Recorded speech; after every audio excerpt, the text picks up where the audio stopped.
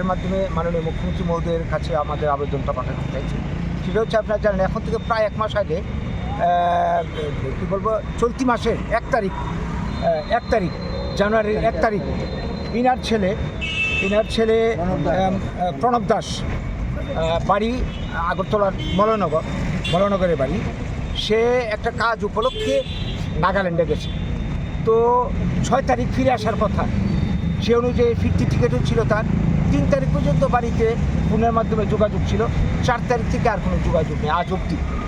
তো যেহেতু 6 তারিখ তার ফিরে আসার কথা ছিল, স্বাভাবিক কারণে তারা এরপর থেকে যখন যোগাযোগ নেয় তারা খুব উৎকণ্ঠিত হয়ে পড়ে যে তার কেন খবর পাচ্ছি না, কী অবস্থায় আছে আসল বিষয়।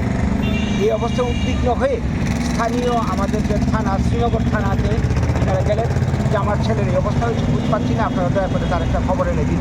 তো শ্রীনগর থানা নাকি বলেছে যে আমরা তো কিছু করার নেই, আপনারা নাগাল্যান্ডে গিয়ে খোঁজ করবেন। এটা কী ধরনের কথা?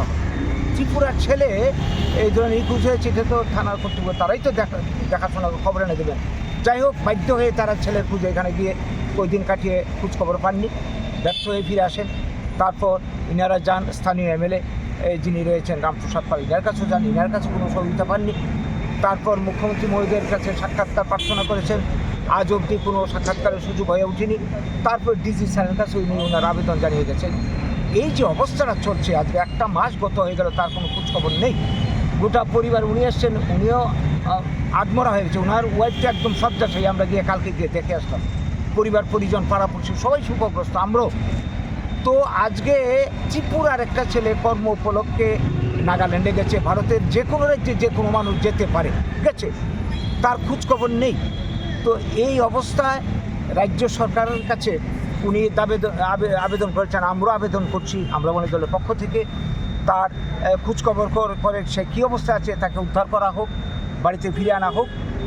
আমরা লক্ষ্য করেছি এর আগে অ্যাঞ্জেল চাকমা আমরা জানি মারা গেছিল, এইখানে তার মার খেয়েছিল, পরিণামে সে মারাও গেছে।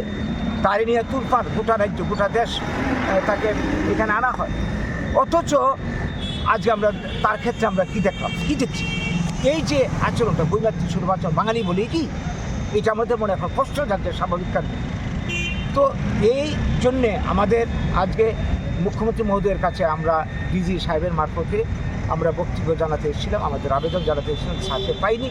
রিসিভে আমরা আমাদের বক্তব্য আমরা আবেদন জানিয়ে দিয়েছি যে 3টা দাবি: নাগাল্যান্ডে নিখোঁজ মলনগরের বাসিন্দা প্রণব দাসকে অবিলম্বে খুঁজে বের করে রাজ্যে ফিরিয়ে আনার ব্যবস্থা করুক, এটা সরকার উদ্যোগী করতে হবে। নিখোঁজ প্রণব দাসের পরিবারকে তারা রুজি রোজগার বন্ধ, এখনও বাড়িতে খাওয়া দাওয়া বন্ধ, আমি নিজের চোখে দেখেছি, আমরা গিয়ে তাদেরকে আর্থিক সহায়তা দেওয়া হোক। 3 নম্বর যেটা আমরা দেখছি, আজকে কাজ উপলক্ষে গোটা দেশে আজকে গত 1 বছর ধরে বাংলা ভাষার পরিচয়ে আমরা মার খাচ্ছি সর্বত্র। এইখানেও কি এই ধরনের কোনো ঘটনা ঘটেছে কি না, এটা আমাদের মনে আশঙ্কা হয়। সে বাঙালি বাংলা ভাষা কথা বলে তার পরিচয় হয়ে গেছে, আশঙ্কা হয়। তো কাজেই এই অবস্থা আমরা সারা দেশে দেখে আমাদের এই যে আশঙ্কা, তার কি পরিণতি হয়েছে, আমরা এ নিয়ে খুব উৎকণ্ঠিত। তো আমাদের সরকারের কাছে আমাদের দাবি যে এই জিনিসটা গভর্নমেন্ট যাতে বাঙালিদের জীবনের নিরাপত্তা যাতে দিকটা চিন্তা করে, এবং আমাদের যে সাংবিধানিক অধিকার, এই দেশের ভূমিপুত্র হিসাবে অন্যদের মতো আমরা আমাদের সাংবিধানিক অধিকার যাতে এই রাজ্যে এই দেশে প্রতিষ্ঠা করা হয়।